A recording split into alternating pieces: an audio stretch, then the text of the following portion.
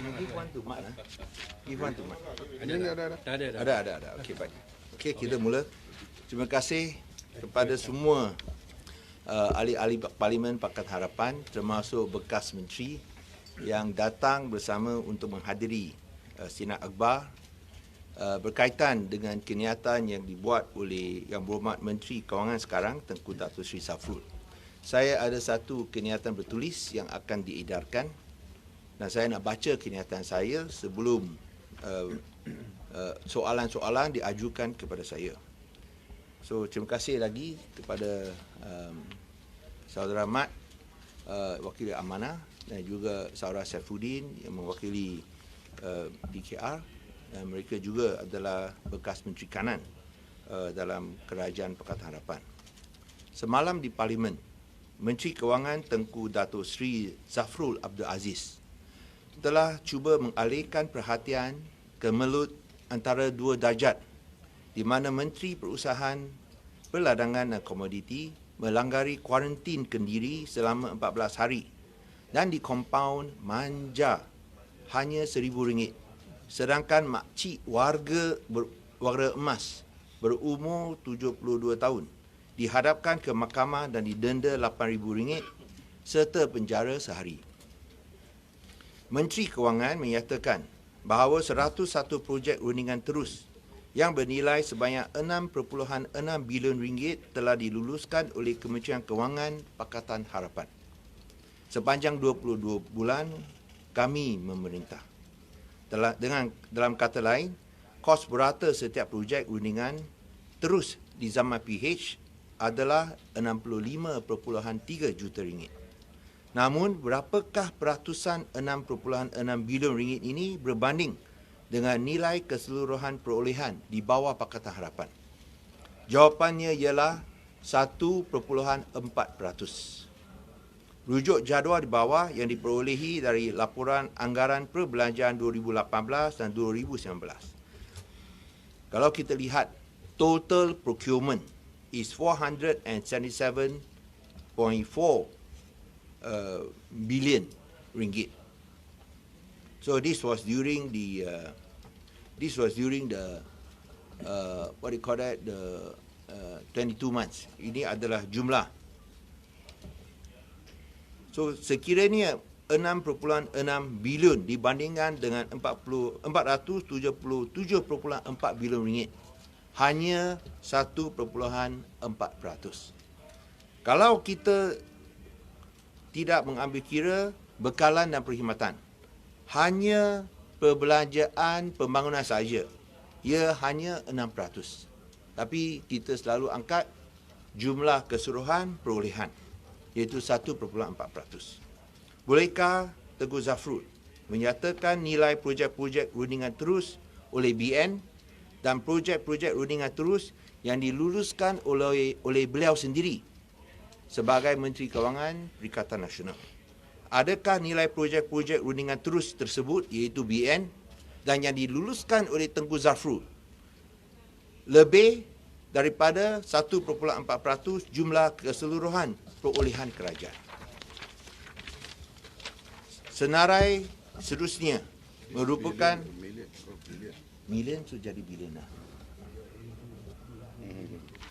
Senarai berikut merupakan beberapa projek rundingan terus oleh Kerajaan Barisan Nasional yang bernilai berbilion-bilion ringgit ataupun malah puluhan bilion ringgit. Ini saya bagi 12 projek, di mana hanya 12 projek jumlah yang diberikan secara rundingan terus adalah sebanyak 139.4 bilion ringgit. Kes sensasi Jepak Holding sahaja yang melibatkan skandal rasuah orang kuat BN di mahkamah pun sudah bernilai 1.2 bilion ringgit. Bandingkanlah 12 projek Barisan Nasional yang saya bagi di atas dengan 101 projek rundingan terus Pakatan Harapan sebanyak 6.6 bilion ringgit. Kos berata setiap projek ialah 65.3 juta ringgit. Nilai projek rundingan terus Perikatan Nasional Yang diluluskan oleh Zafrul, kita masih belum tahu lagi. Tapi BN 12 projek sudah 139.4 bilion ringgit. Di bawah Pakatan Harapan, 22 bulan, 6.6 bilion, kos purata setiap projek 65.3 juta ringgit. Jauh bezanya di antara BN dan PH. Perikatan Nasional kita belum tahu lagi. Ini yang kita nak tunggulah. Teguh Zafrul untuk dedakan. Menteri Kewangan juga gagal mendedahkan senarai penuh 101 projek rundingan terus Pakatan Harapan dan syarikat yang terlibat. Mengapa takut untuk berbuat demikian? Menteri Kewangan tidak harus menyembunyi dan main sorok-sorok maklumat. Saya cabar beliau dedahkan kesemuanya supaya rakyat boleh menilai dan membandingkan syarikat mana yang berjaya mendapat tender, kroni siapa yang dapat, serta menteri mana yang memohon kelulusan rundingan terus. Atau Zafrul takut akan terbongkar nanti bahawa Perdana Menteri sendiri yang juga bekas Menteri Dalam Negeri di bawah Kerajaan Pakatan Harapan dan juga menteri-menteri pengkhianat yang lain pun ada memohon projek rundingan terus daripada saya sebagai Menteri Kewangan. Adakah Perdana Menteri Perikatan Nasional juga bersalah jika beliau memohon projek rundingan terus pada masa itu sampai hati mereka mengutuk diri sendiri?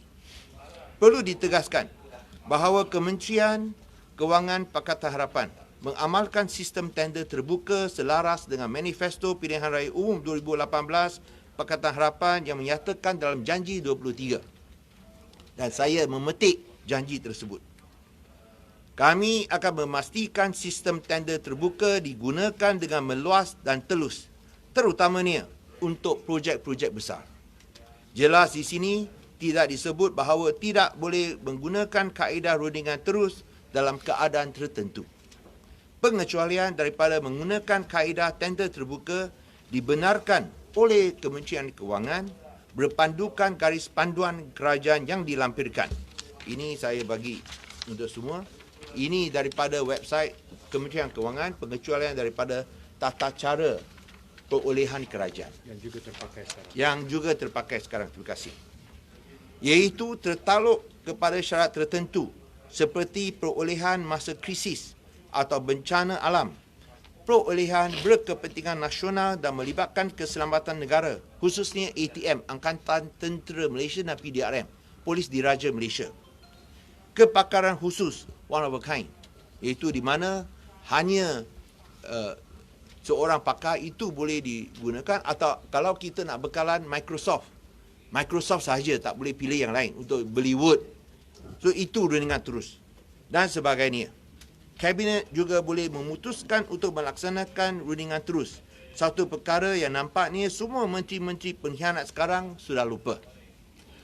Saya nak tegaskan, 1% ini semua perolehan.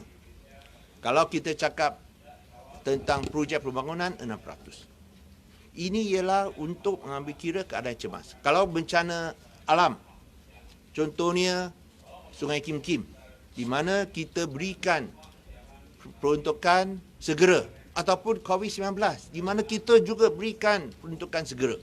Ini diluluskan kepada pihak kementerian. Bukan bila saya lulus saya akan lantik itu kontraktor, tidak. Kementerian akan uruskan. Macam Sungai Kim Kim, Kementerian Alam Sekitar, macam COVID-19, Kementerian Kesihatan. Ataupun bila ada satu bencana itu alam sekitar, ada banjir. Macam dekat Kedah ada banjir, jambatan roboh, kita kena buat cepat untuk menyambung jambatan itu. Itu adalah diluluskan dan diserahkan kepada Kementerian Kerja Raya. So itu adalah keadaan khusus dan yang melibatkan jumlah seperti yang saya sebut tadi, 1.4%.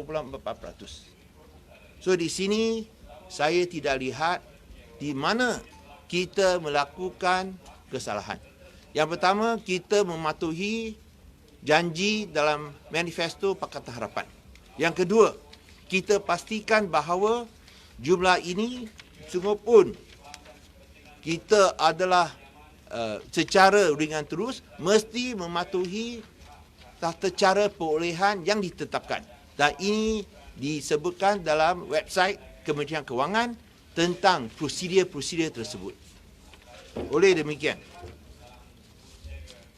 saya mendesak Tengku Zafrul mendedahkan segera senarai penuh projek rundingan terus oleh Pentadbiran Barisan Nasional, oleh Pakatan Harapan dan Perikatan Nasional. Jangan fitnah. Jangan suka baling batu sembunyi tangan. Jangan cuba mencipta persepsi untuk mengalih perhatian daripada kepincangan dalam Barisan Nasional dan juga Perikatan Nasional. Berani kerana benar, amar makruf nahi mungkar. Sekian, terima kasih kepada semua.